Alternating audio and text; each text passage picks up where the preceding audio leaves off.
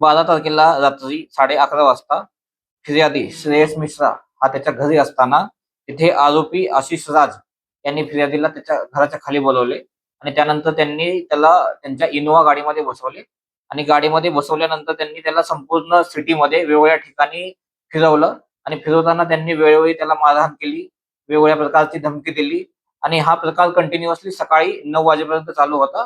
सकाळी 9 वाजता त्याला त्यांनी त्याच्या घरी आणून सोडलं. त्यानंतर फिर्यादी हॉस्पिटलमध्ये ॲडमिट झाला आणि ॲडमिट झाल्यानंतर आपल्याकडे एम-एल-सी आली होती.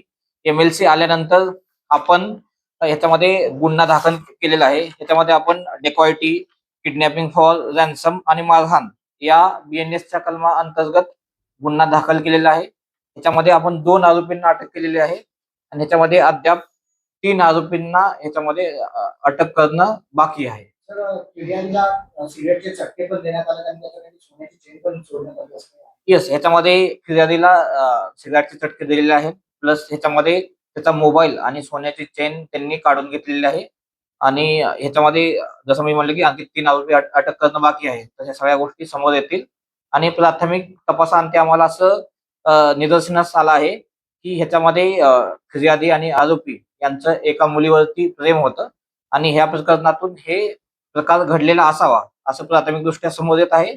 परंतु ह्याच्यामध्ये अजून तपास झाल्यानंतर ह्याच्यामध्ये जास्त फॅक्ट समोर येतील.